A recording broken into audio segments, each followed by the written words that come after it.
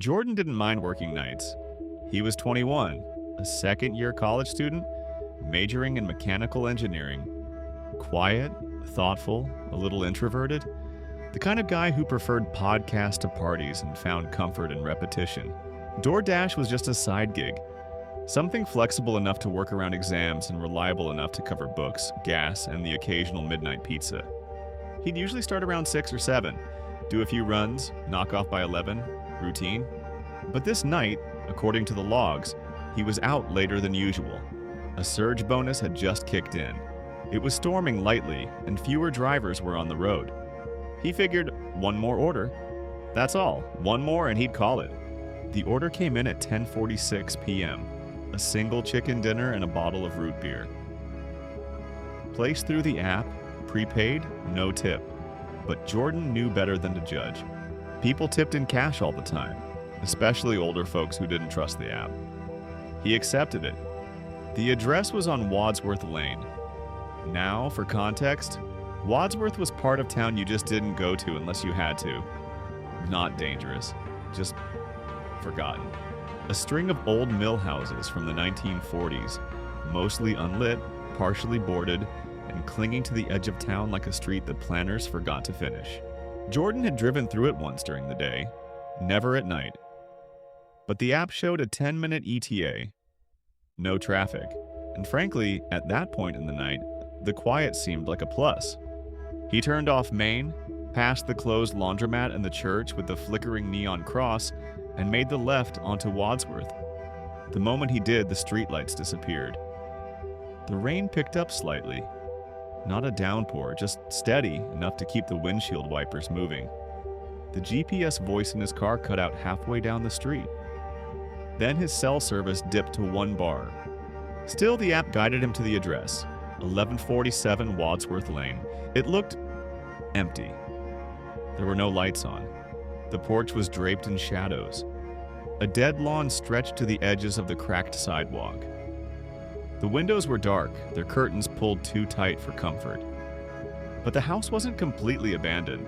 There was a faint glow, not from inside but above.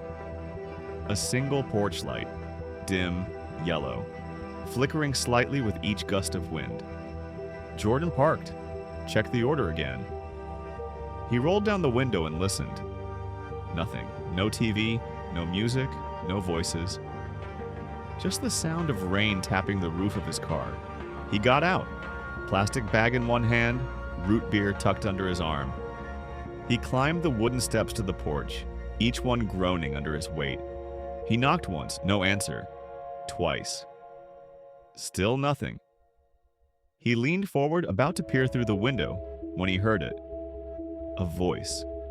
Soft, female, muffled. It came from inside. Downstairs. He froze. The word was so faint he almost thought he imagined it. Then again, clearer. Downstairs. Jordan looked at the door. No movement, no shadow, just the silence again. He stepped back, looked around. No cars in the driveway, no motion from any neighboring homes. He knocked once more, louder this time. Nothing. He took a step toward the door, and it creaked open on its own. Just a few inches, enough to show the black space inside, the old wooden floor, and the staircase leading downward. He hesitated. He was about to call out when the voice came again. Closer this time. Downstairs, Jordan stood frozen at the threshold. The door hung open just enough to reveal a slice of the hallway. No lights, no motion. Only a thick strip of darkness cutting across the floor like a shadow that didn't belong. His instincts told him to leave. He was a delivery driver, not security, not a social worker, not someone paid to investigate an unlit house on the edge of town, with a voice calling from beneath it. But the voice had sounded like a child, faint, echoed, like it came up through pipes or the vents, distorted by layers of old wood and time. And that was enough to keep him standing there. He called out again, "Hello, your food's here." No reply. He waited, holding the bag in one hand, bottle of root beer still clutched under his arm. The rain behind him had picked up, bouncing against the porch roof in bursts. Then, something new. A sound. Not a voice this time, but a rhythm. A light, repeated tapping, like footsteps. On stairs, coming up from below. Jordan leaned closer. That's when he noticed something strange. There was no smell of food in the air. None of the usual cues, grease, spice, the steam of warm takeout containers. Instead, it smelled like dust, like paper that had sat too long in a closed box, like rain leaking through drywall. He reached inside and tapped the light switch on the wall. Nothing. No buzz, no flicker.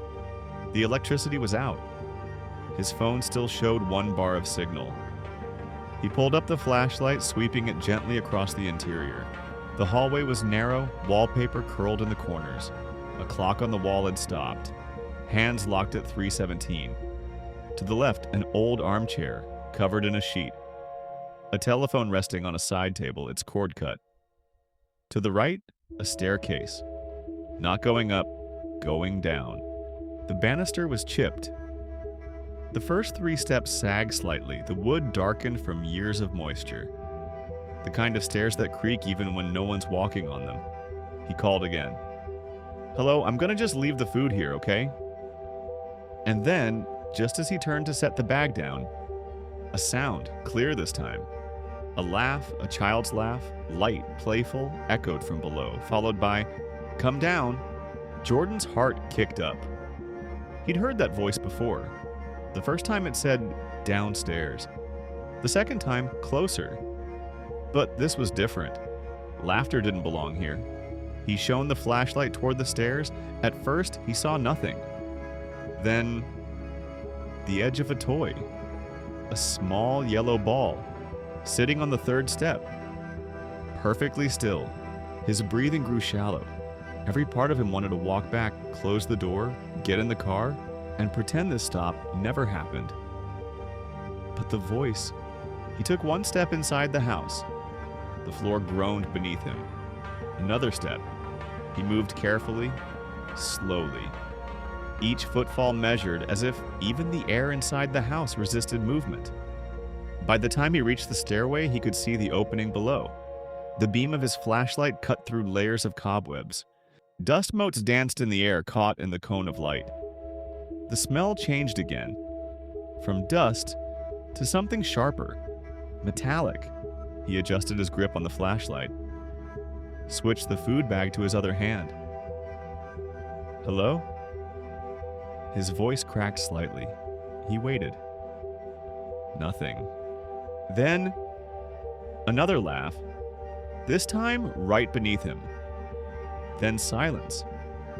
No wind, no creaks. Just the distant pulse of rain against the windows, and the weight of the house pressing in. He stepped onto the first stair. It moaned, then the second, then, from deep below, almost inaudible, "I'm hungry." Jordan froze. His grip tightened around the rail. The flashlight flickered once, and just as he leaned forward to shine it further down, something moved at the base of the stairs, too fast to see clearly, but just enough to know he wasn't alone down there. Jordan took 1 more step, then another. The stairs complained beneath him, long, splintered groans that echoed down the narrow corridor of the stairwell. His flashlight trembled slightly in his hand, the beam quivering with every breath. He reached the base of the stairs. The basement opened into a large, unfinished room. Concrete floor, exposed beams above. The air was cold, unnaturally cold, and heavy with the smell of damp insulation and something else. Something stale. He swept the light across the walls. Old shelving units lined the left side, most of them empty. A rusted boiler sat in the corner, covered in spider webs so thick they looked like gauze. Broken furniture piled in the back. Crates, L toolboxes, and something he couldn't quite identify. A shape low to the ground, draped in black plastic. But what caught his attention most was on the floor. Dozens of food delivery bags, some paper, some plastic. Some bearing logos from restaurants that no longer existed. Others with crumpled receipts still stapled to the top. He stepped closer. One bag had a drink still inside, tipped sideways, long dried. Another had a receipt dated from over 3 years ago. He bent down, picking it up. The name on the receipt? His. Jordan. Same spelling, same last initial, but a different date, a different address. He dropped it. Suddenly the voice. Gone. No laughter, no whispers, no distant calls from the shadows. Just silence. The kind of silence that doesn't wait to be broken, but watches. Jordan turned slowly. Scanned the space again. Nothing. His eyes kept darting to the dark corners, to the shadows that refused to recede even under the flashlight's beam. That's when he realized he hadn't heard the door close behind him. He moved toward the stairs. 1 step, 2, then footsteps upstairs, slow, measured. He froze. They weren't coming down yet, just moving from left to right, across the floor above him. His breath caught in his throat. He backed up, reaching for his phone, hands shaking, no signal. The footsteps continued. A chair scraped, then silence. Then a long creak, the sound of someone leaning their weight against the top stair. Jordan held his breath. He turned off the flashlight. Everything went black, but the footsteps didn't stop. They began descending, slow, deliberate. 1 step, then a pause, then another. He could hear them clearly now. Leather soles, old wood, the weight shifting with each step. Jordan backed away, his hands scrambling behind him, trying to find something, anything to hold, to defend himself with. He bumped into a shelf. A small box tumbled down, the crash piercing the silence like a scream. The footsteps paused. Then, a whisper from just a few feet above. Still hungry. That was enough. He lunged toward the far end of the basement, toward a side door he hadn't noticed before. Half buried behind a broken dresser. The knob turned. Locked. He slammed his shoulder into it once, twice. The footsteps quickened. He hit it again, and this time the frame gave. The door burst open into the night. He fell forward onto wet grass, scraping his palms. Rain poured onto his face as he scrambled up. He didn't look back. Didn't stop running until he reached his car. The porch light still flickered behind him. The front door? Closed. Locked. He didn't remember closing it. He didn't remember much at all until he was several blocks away, parked beneath a gas station canopy, hands shaking, chest heaving. When he called the number from the receipt, it went straight to voicemail. When he reported the address to support, they flagged the location. The next day, it had been removed from the system. No record of the order, no open case, no response. And according to the town records, 1147 Wadsworth Lane had been condemned in 2016. No one had lived there in almost a decade. The next morning, Jordan didn't go to class. He didn't go to work. He didn't leave his apartment. He sat on his couch staring at the wall, the same clothes he wore the night before still damp from the rain. He replayed it over and over. The footsteps, the voice, the child's laugh, the basement full of bags, and that name, his name, on a receipt dated years before he'd ever signed up to drive. He told himself it had to be a coincidence, that he'd imagined the whole thing. But when he finally opened the app to check the order log, it was gone. No record of a drop-off at 1147 Wadsworth. No proof he'd ever been assigned to that address. He tried calling support. They told him the order had been reassigned and completed by another driver. They couldn't give details. He asked about the customer's name. They said there wasn't one. It was a ghost order, a term they use internally for deliveries that auto-assign through glitches, usually test signals, placeholder data. They apologized. They offered him a $5 voucher. He didn't reply. 2 days later, he went to the county office. He wanted answers, even if it meant sounding ridiculous. The clerk pulled up the address and frowned. "That house?" she said. "That place was shut down years ago. We had a code enforcement sweep back in 2016. It's been uninhabitable since. No power, no utilities, no owner of record." Jordan asked why it hadn't been torn down. She shrugged. "No one wants it." He drove back out there that evening. In daylight, Wadsworth looked even worse, more desolate. The house looked the same, just smaller, less threatening in the sun, almost sad. He parked across the street, watched, nothing moved. Eventually, he crossed the street, walked to the porch, no creaks this time, no flickering light, just silence. He tried the door, locked. He peered through the dusty glass. No furniture, no staircase, just a blank floor and a plywood wall where the basement door had been. He stepped back. That's when he saw it. On the far corner of the porch, a small yellow ball, clean, bright, resting gently against the rail. He didn't touch it, he didn't take a photo, he just got in his car and drove. Jordan never delivered to that part of town again, and 3 weeks later, he quit the app entirely. But he told someone, one person, a coworker from class. And when he did, that person said something he still thinks about. They said, "You're lucky. A friend of mine disappeared delivering to that street last fall. Car was found 5 miles away. Door open, still running. That driver's name was also Jordan."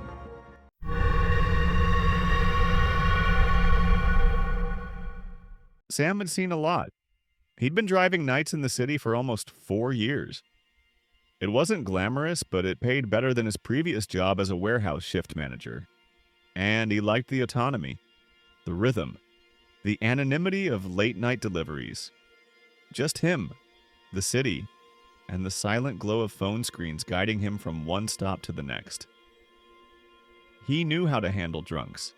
He knew which buildings took forever to buzz into. He knew which fast food chains routinely botched orders and which alleys to avoid after 2 a.m. In short, Sam wasn't new. But on a Tuesday night in early March, a delivery came through that didn't fit. It was late, almost 11:40 p.m. when he accepted the order. A single item, falafel wrap, no sauce, no drink, no sides, no tip. Sam rolled his eyes.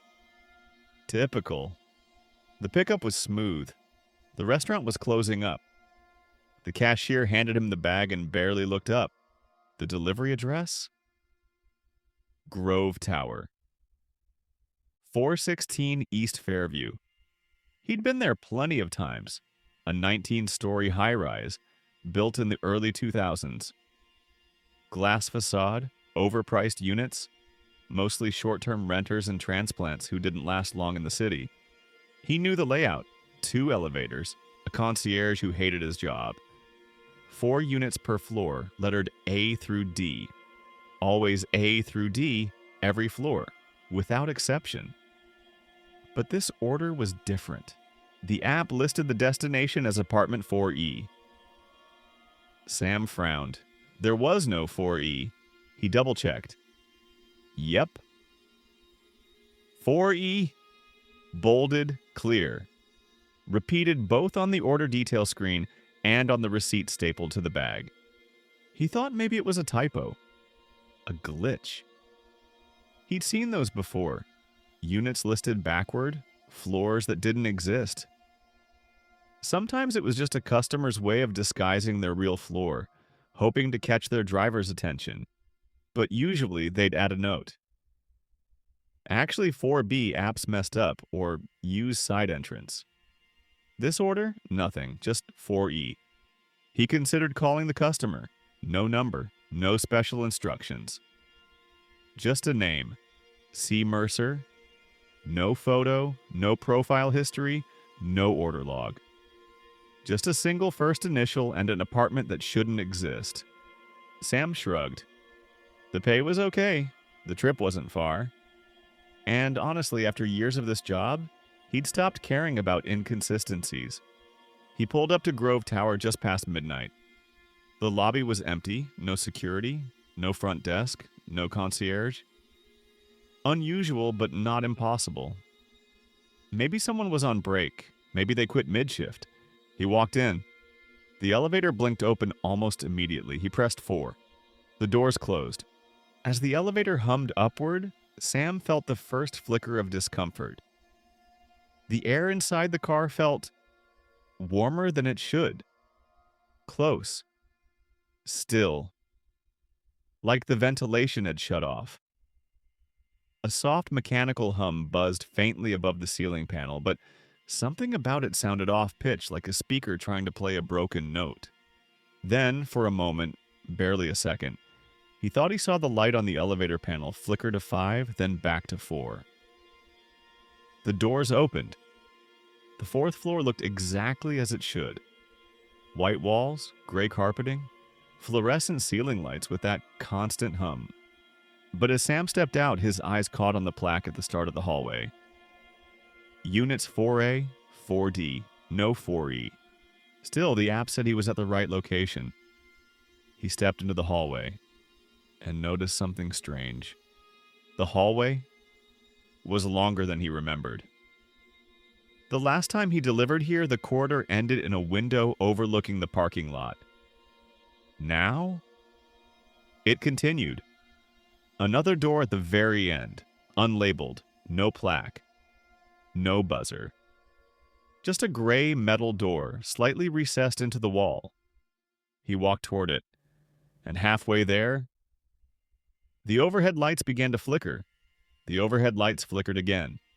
Not violently, not in any exaggerated theatrical way, just a subtle stutter, a hiccup in the fluorescent rhythm. The kind of thing that in any other setting wouldn't even register.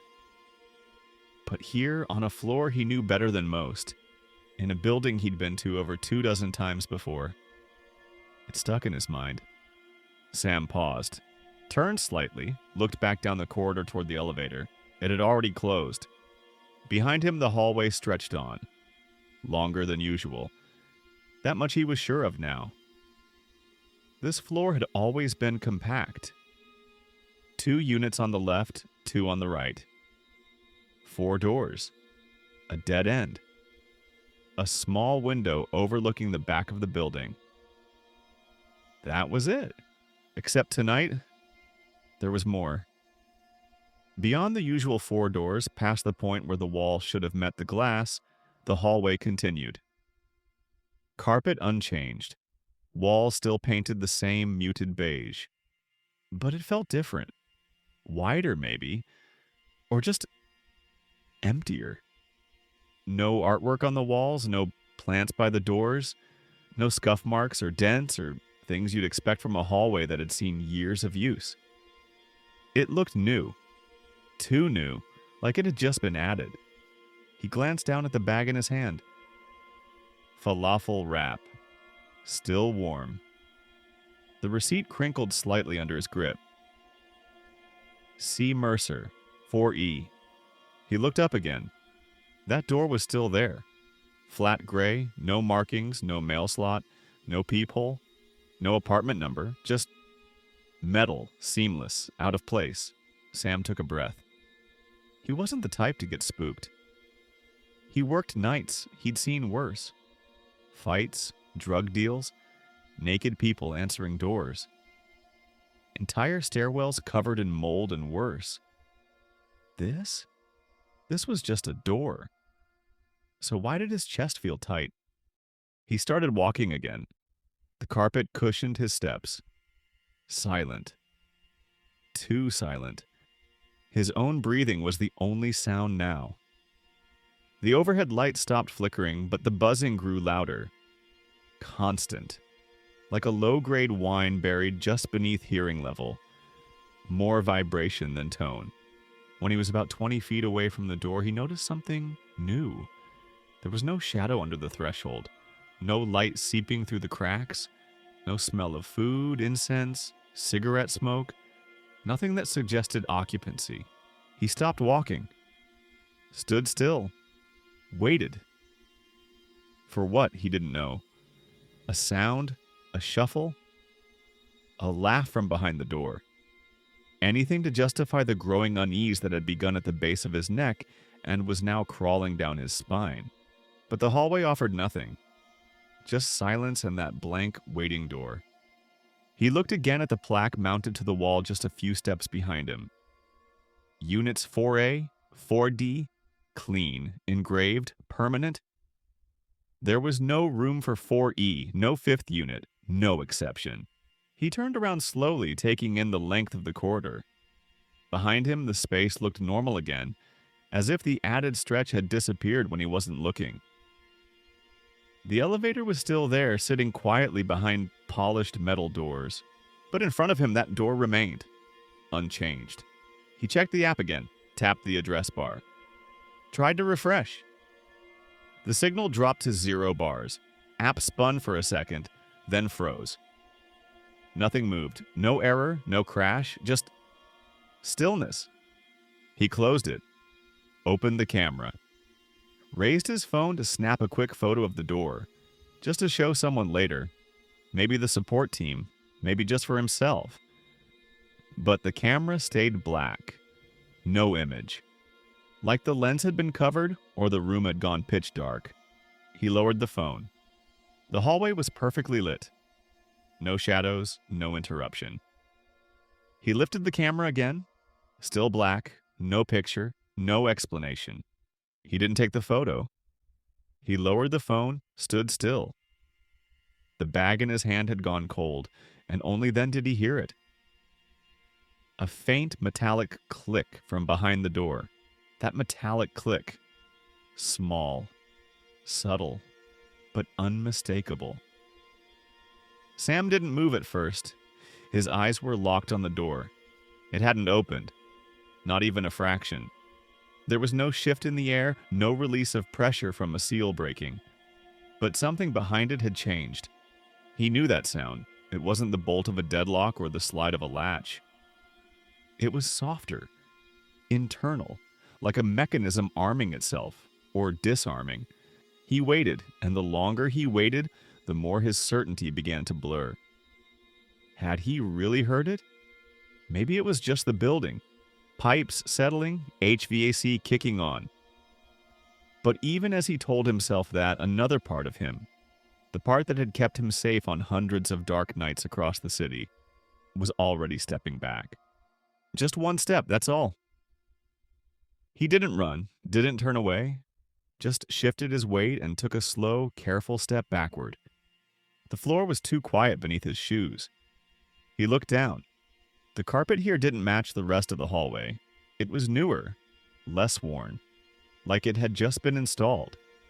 A thread near his foot was bright red, not stained, manufactured that way, intentional. He followed it with his eyes. It stretched from his feet to the base of the door, perfectly aligned like a pointer, a trail. He took another step back. The buzzing overhead softened for a second, then surged. Not louder, but fuller, like it now included a second tone. Lower, more insistent. He looked up. The overhead light above the door was off. But the ones behind him? Still on. He turned his head slowly.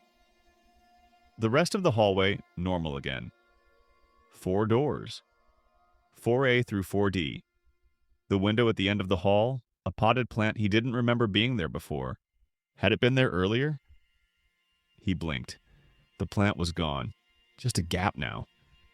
As if something had been lifted. Recently. He turned back toward the gray door and found it open. Not wide, just 2 inches. Enough to break the seam. To show a sliver of darkness beyond. No sound came from inside, no voice, no footsteps. But the open door was more disturbing than anything that could have come through it, because he didn't see it move. And yet, it had. He stepped forward without meaning to.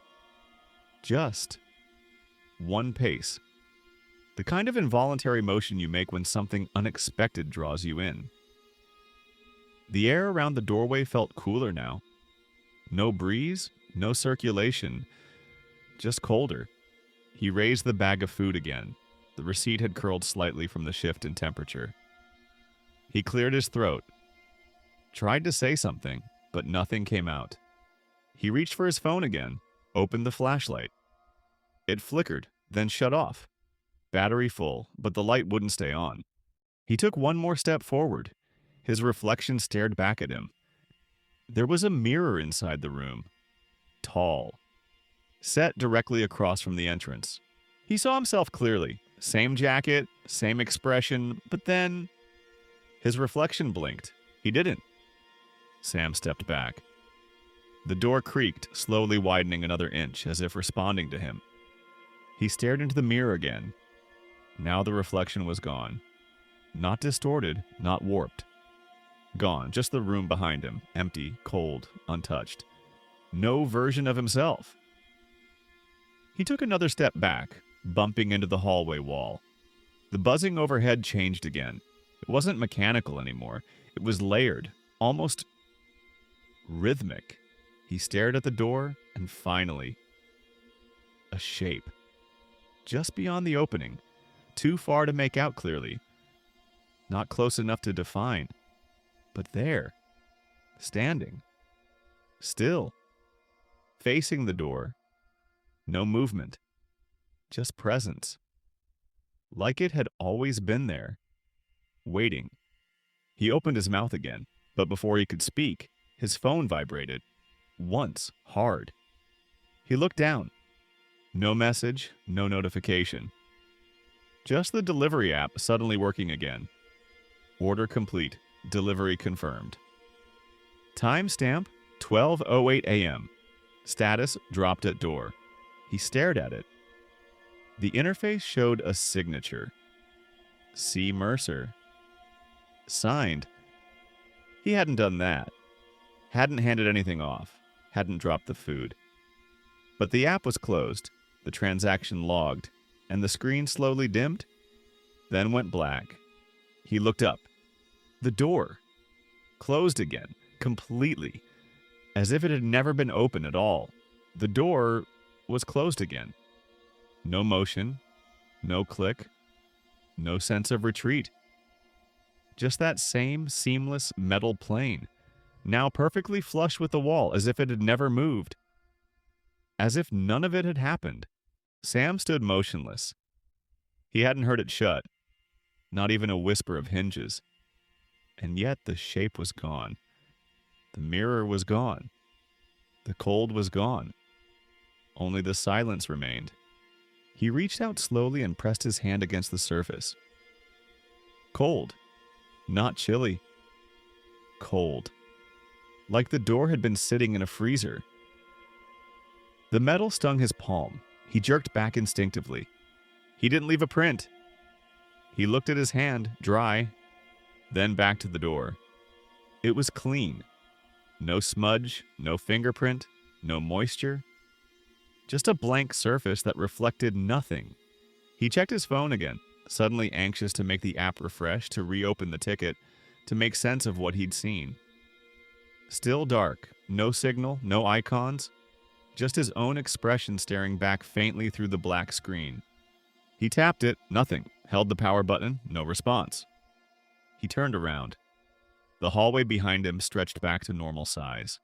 Short, contained, fluorescent lights buzzing predictably above. Had it ever really extended? Had he imagined that too? The four doors looked exactly as they should. 4A, 4B, 4C, 4D, all identical, all locked, all untouched. He stepped back from the gray door, slow and deliberate. 1 foot at a time. His body moved like it was underwater.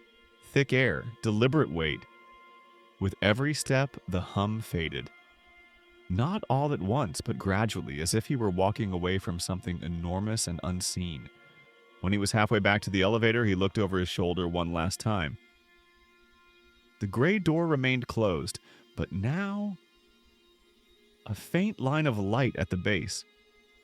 like something on the other side had turned on, just enough to glow beneath the seam. He turned away, pressed the elevator button with more force than necessary. It didn't respond immediately. The panel flickered, then again. Finally, the doors slid open. He stepped in, alone. Pressed lobby? The doors began to close. He watched the hallway shrink into a narrowing slit of light. And just before the doors met in the center, the light under the gray door blinked off. Gone. No trace of it. He rode the elevator down in silence. But something had shifted. The lights inside the car no longer felt stable. The hum beneath his feet no longer felt mechanical. More biological. Almost like a heartbeat. The elevator didn't descend smoothly this time. It jittered. Not in big movements, but little hesitations. Pulses of delay between each floor. Like the building was trying to remember how to function. When the doors opened to the lobby, Sam expected relief. But what he found was emptiness. No concierge, no security monitor glow, no hum of vending machines. Just the still, stale air of a space untouched. Even the wall clock above the mailboxes had stopped. Hands frozen at 12:08. The same time on his phone when the delivery was marked complete. He walked to the glass entrance. The street outside looked off. The streetlight still burned, but the air seemed too thick. The reflections on the pavement too clean. Like someone had painted the city rather than built it. He stepped through the doors. The sidewalk greeted him with silence. No traffic, no wind, no distant sirens. Just the echo of his own footsteps, louder than they should have been, like they were being replayed just a half second after each step. His car was parked right where he left it. He got in, started the engine, checked the rearview mirror. Behind him, Grove Tower stood still, its windows blank, its entryway dark. Except for one detail, on the 4th floor, directly above where he'd stood, one light flicked on, then off, then on again. Then darkness. He didn't drive right away, just sat there. The food bag was still in the passenger seat. He reached over and opened it, thinking maybe, just maybe, there was a clue. A note. Anything. Inside, empty. No falafel, no receipt. Just a folded slip of paper at the bottom. He picked it up, unfolded it. One line printed in small machine-type font, "You made the drop." No signature, no timestamp, no explanation. He sat back in the seat. The street remained silent. He didn't go home right away. Instead, he drove for 2 hours. Random turns, side streets, highways, until the sunrise finally crept across the windshield. Only then did he check the app again. It had reset. The order gone. The address gone. The name, C. Mercer, replaced with a generic code. Delivery ID, 0000. Sam didn't speak to anyone about it for weeks. Not because he didn't want to, but because he wasn't sure it had happened. Not really. Not in a way you could explain. But he never went back to Grove Tower again. And every once in a while, usually late, usually after midnight, his phone would buzz. No call, no message, just a blank notification from the delivery app. You have one pending request. No order, no address, no way to decline. Only a button, accept. He never pressed it, but the buzzing always came at 12:08. Sam should have left. He knew it. Every step toward the door was a decision against instinct, against logic, against the voice in the back of his mind that had always kept him safe. But something about that door, the way it had opened on its own, the way it had closed without sound, the way the app had logged the delivery, sealed, signed, and completed without him. It was too precise, too intentional. And so he walked back, Not fast, not slow, just steady. His footsteps barely made a sound. He reached the gray door once more. The air was colder now. Not outside cold. Basement cold. Concrete cold. The kind of cold that lives in walls that lingers even after heat's been turned on. He reached out. The knob was room temperature. No resistance. No lock. The door opened without effort. Inside?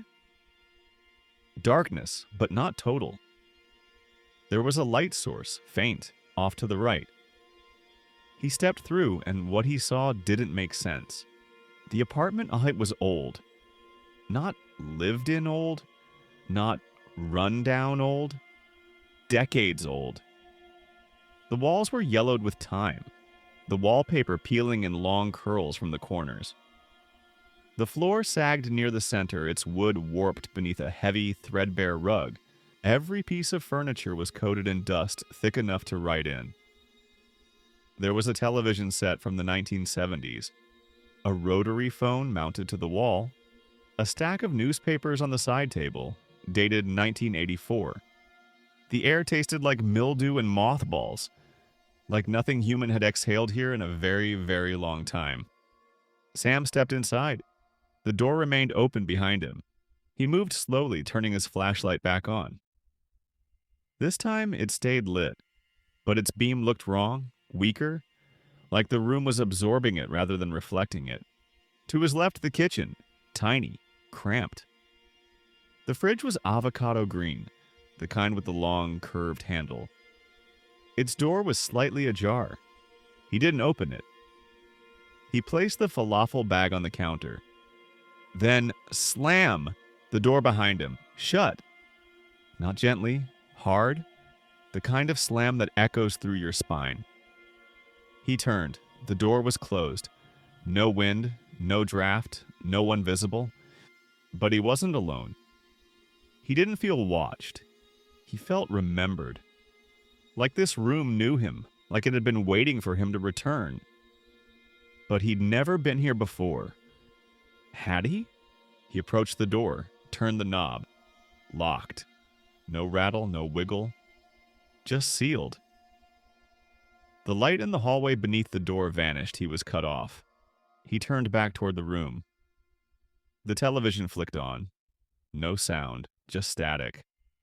White noise and a faint hum, flickering across the screen.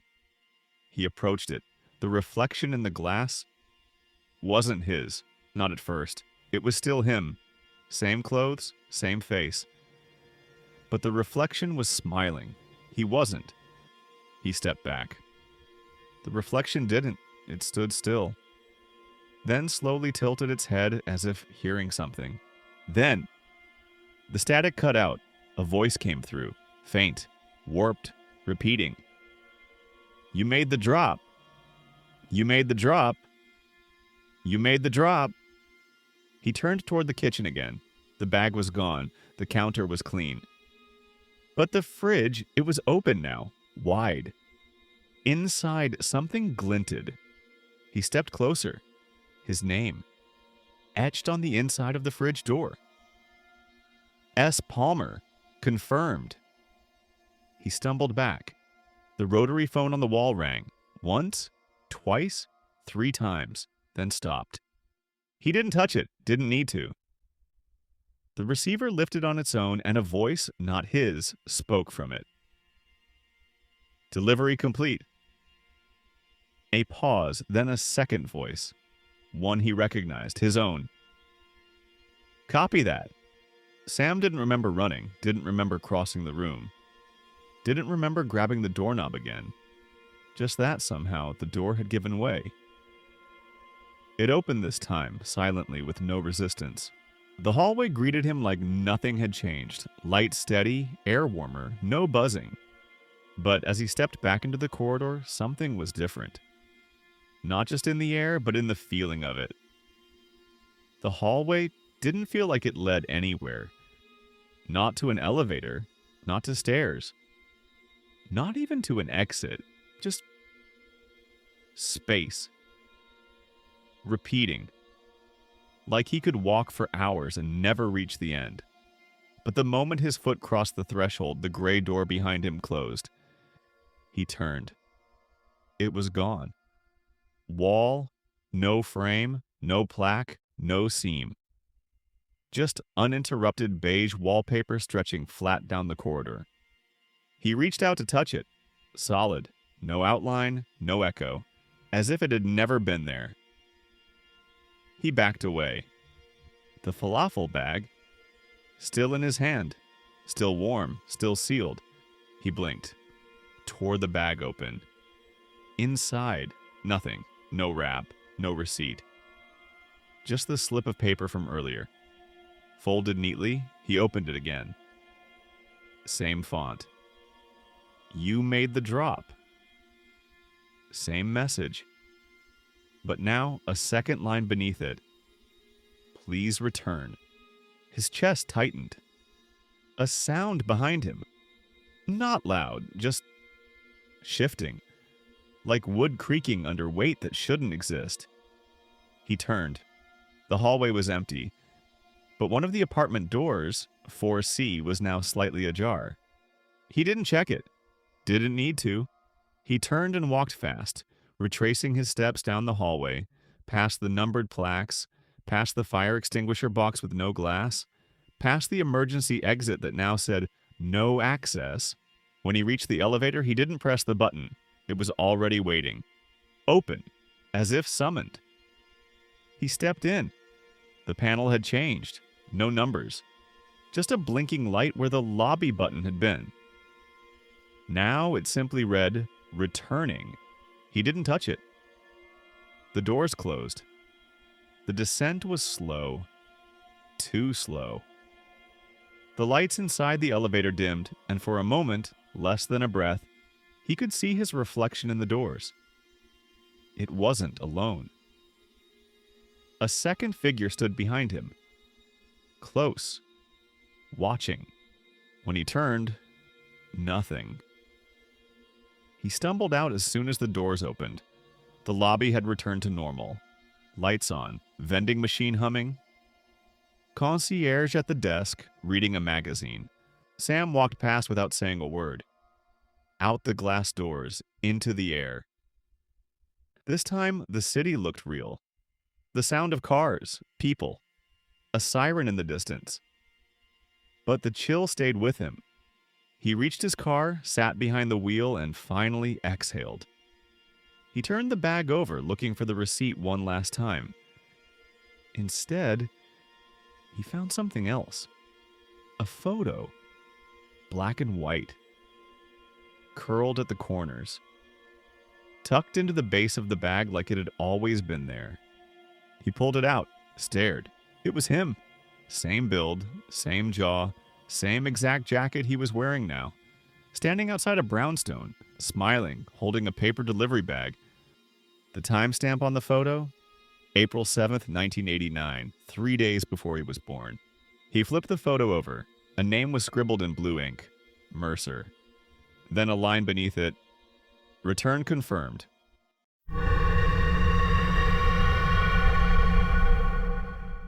Elaine didn't scare easy. She'd been driving rural drop routes for almost 8 years. Ever since she left her job at the county clerk's office and picked up subcontract work through a regional courier service. She liked it. Quiet, predictable. Good pay if you didn't mind the mileage. She drove 6 nights a week. Long stretches of highway between scattered towns, mailboxes without houses, houses without numbers, and gas stations that closed before 8 p.m. Most nights, she made the trip with a thermos of black coffee, an old country playlist, and the knowledge that she wouldn't speak to another human being for hours. She liked it that way. The company assigned her deliveries via a third-party app, one she had to keep open while driving for live updates. Normally, the software worked fine. Occasionally glitchy, occasionally late, but nothing she couldn't handle. Until Thursday. Thursday night was already off. Storm clouds low and wide. Heavy. No rain yet, but the kind of tension in the sky that made the trees lean. Elaine had 6 drop-offs, Last one was just south of the mountain line, near Hollow Creek. Remote. Maybe 3 people per square mile. Not unusual for her route. She loaded the van, set the GPS, expected to finish by 1 a.m. For the first hour, the drive was smooth. Desolate, but smooth. Old farm roads, barn silhouettes against the sky, telephone poles bending slightly in the wind. At 11:17 p.m., her GPS spoke. Rerouting due to construction. Alternate route ahead. Elaine frowned. There was no construction on Route 87. She'd driven it 2 nights ago. Still, the app insisted. Turn left in 400 feet. She checked the road name, Beller Lane. Never heard of it. It wasn't on her physical map either, a folded, creased copy she kept in the glove box for emergencies. She pulled over, checked it. Nothing. No Beller Lane, no intersection, just forest along that entire stretch. She thought about ignoring the GPS. Going the long way. But the app insisted again. Turn left in 200 feet. And then, estimated time saved, 26 minutes. That did it. She was already behind schedule. She signaled left and turned. Beller Lane wasn't a lane. It was a dirt road. No signpost, no pavement. Just twin ruts carved into dark earth, lined by pine trees on either side, their branches reaching low over the road like a tunnel. Her headlights caught patches of mist between the trees. Fine, wet, and unnaturally still, but she kept going. The road narrowed the farther she drove. What began as a wide cut-through slowly squeezed inward, the trees growing tighter, closer to the van's sides. She rolled her window down, just a crack. No sound, no frogs, no insects, no wind, just tires crunching dirt and the occasional scrape of a branch against metal. She checked the app. It showed her van as a glowing blue dot. The road? Still unlabeled. But now the ETA was blinking, jumping between 23 minutes and 1 hour and 17 minutes. Then back again. She tapped the screen. Nothing happened. GPS signal. Weak. She looked up. The trees had changed. Same type. Same height. But each one looked identical. Same angle. Same slight lean. Same cluster of moss on the base trunk. She passed a branch in the road, then saw it again. Same size. Same shape.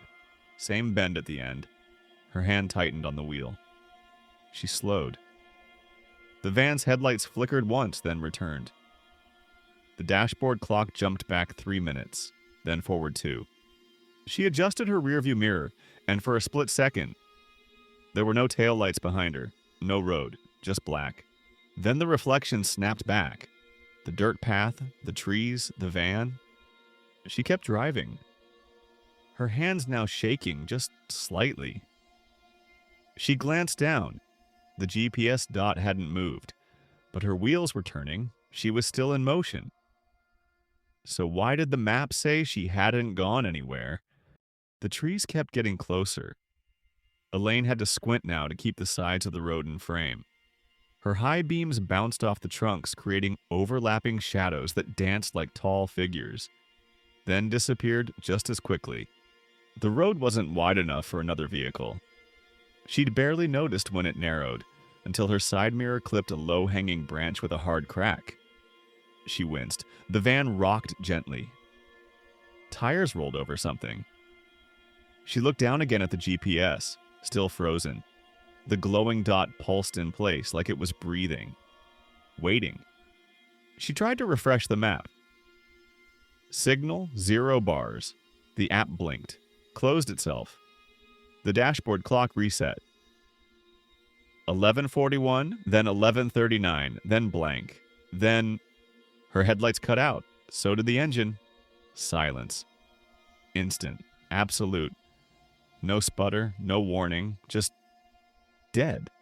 Elaine's breath hitched. She twisted the key in the ignition. Nothing. No turnover, no lights on the dash, not even a click. She turned off the key, pulled it out, waited, reinserted it. Nothing. She flipped on the dome light. It didn't respond. She was in total darkness. No moonlight filtered through the trees. No distant glow of civilization. Just the black outline of pine trunks surrounding her, like a cage. She reached for her phone. The screen wouldn't wake. She held the power button. Still nothing. She put it down. Tried to stay calm. Tried to breathe. And then, instinctively, she looked in the rearview mirror. There was someone standing behind the van. Still. Centered in the frame. Not walking, not moving, just watching. Elaine didn't turn around. She couldn't. Her body locked. Her eyes stayed fixed on the mirror. The figure stood motionless. No visible face. Just a shape. Pale. Tall. Then, as if the moment itself exhaled, it vanished. Gone. No movement. No sound. 1 second it was there. The next, it wasn't. Elaine blinked. Her pulse hammered in her throat. She turned slowly, looked through the rear window. Nothing. Nothing but trees and the pale dirt path behind her. She reached into the glove box for the flashlight. It flickered when she turned it on. Dim beam, weaker than it should have been. She aimed it out the windshield. The trees seemed closer than before. Too close. Like they'd shifted while she wasn't looking. She opened the door. The cold air hit her immediately, thicker than before, almost sticky. The silence was total. She stepped out. Her boots crunched on the gravel. She walked to the front of the van, lifted the hood. No smoke. No broken belts. Just nothing. Still. She turned back toward the driver's side. The van's lights blinked on. Briefly, then off. A flicker. Then behind her, another crunch. A footstep. Close.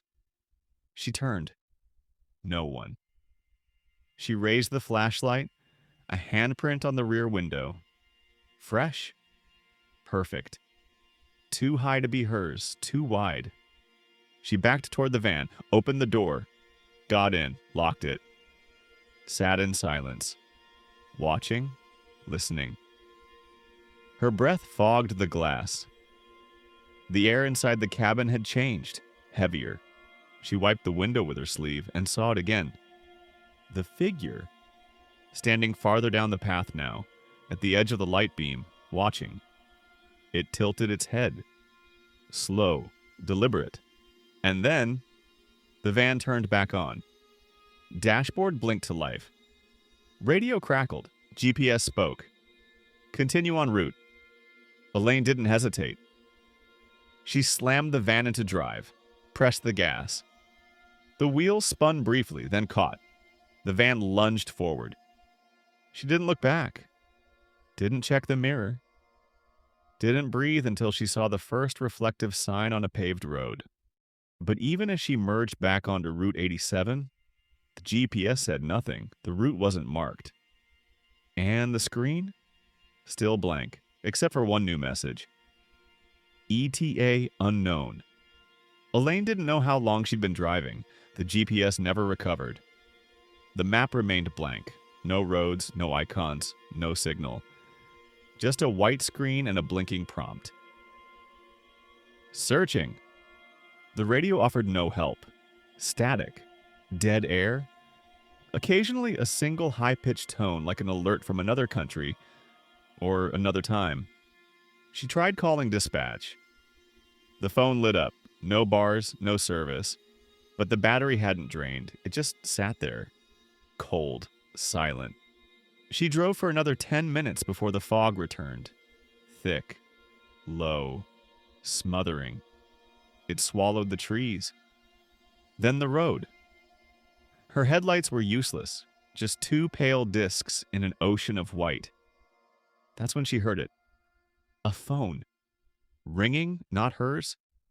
Not from the van. It was coming from the woods, to the left.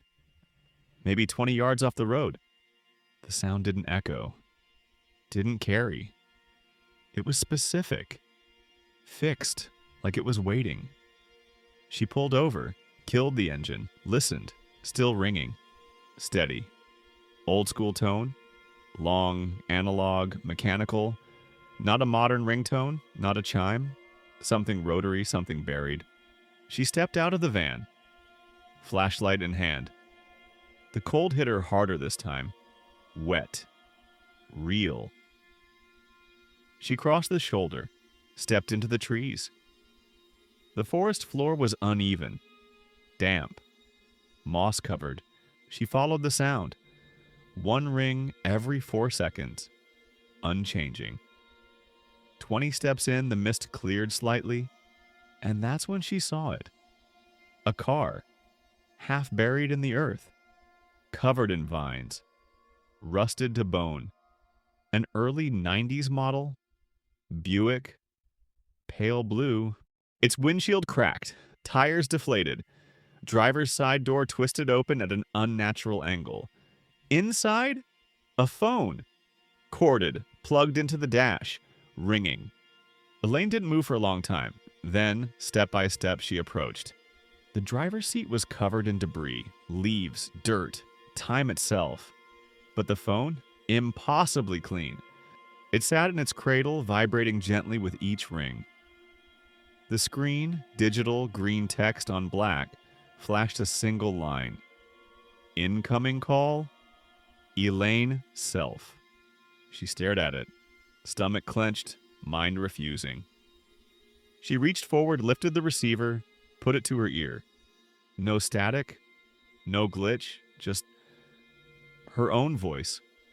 Softer, slower, like she was speaking underwater. You were never supposed to come here.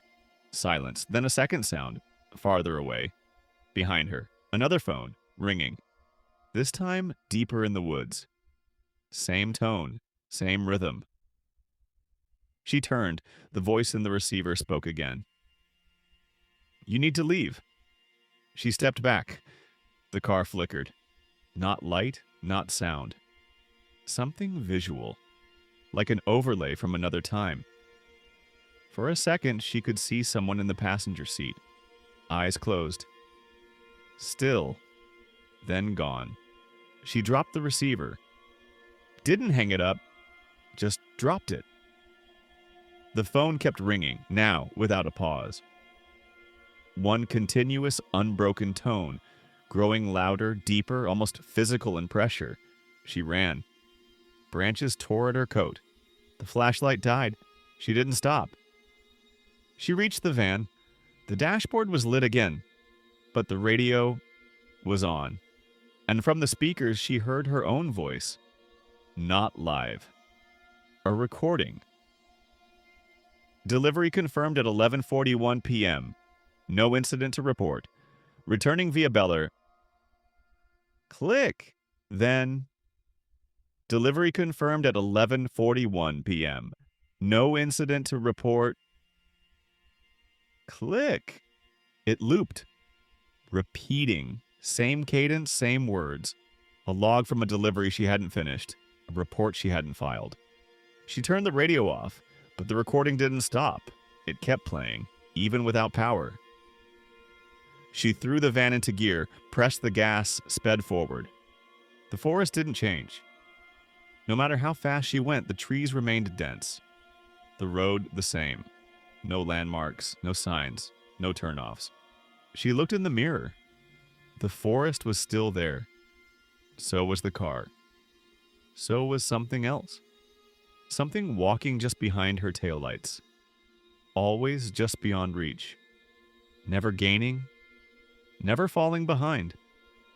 Just following.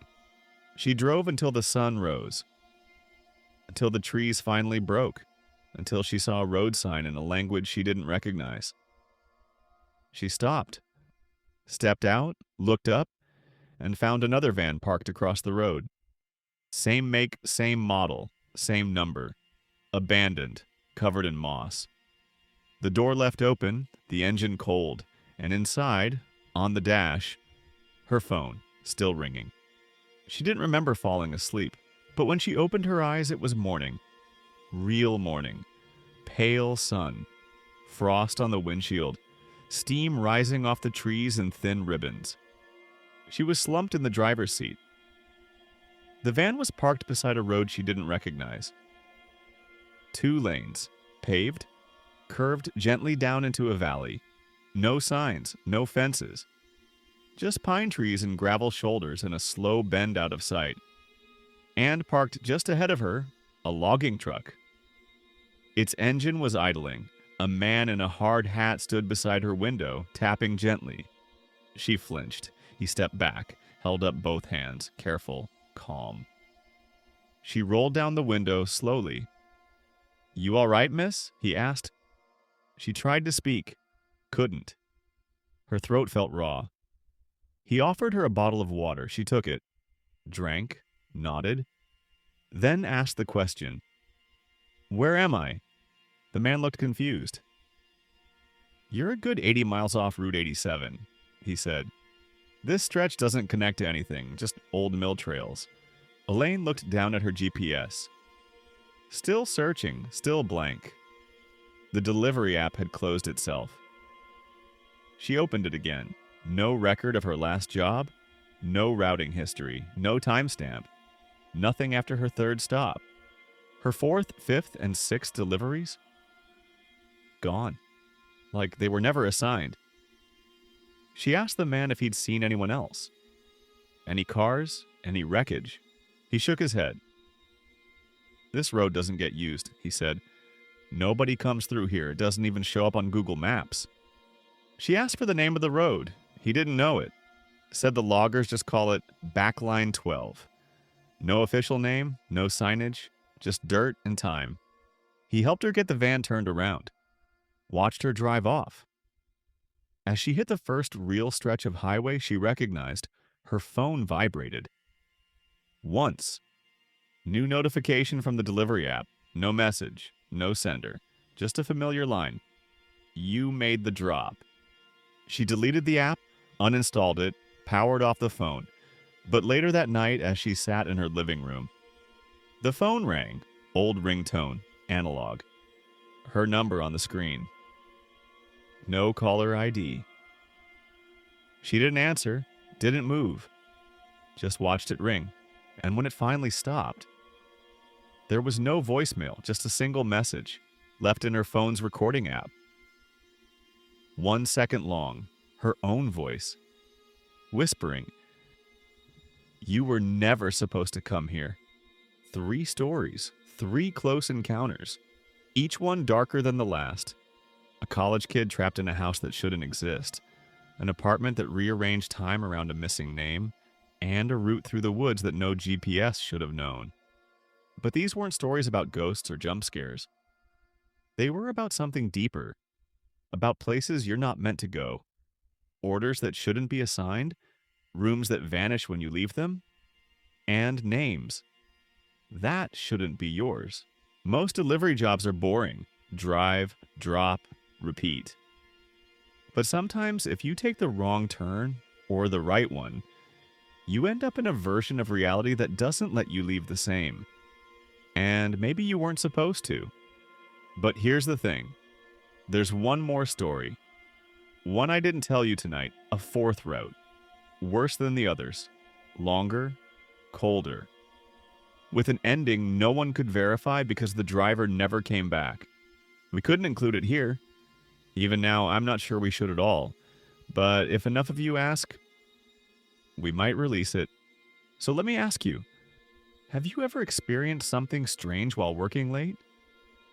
A door that opened before you knocked? A customer that didn't show up, but left a tip? A delivery that took longer than it should have because time didn't work right? Tell us in the comments. We read them. We collect them. And in the next episode, we might just use yours.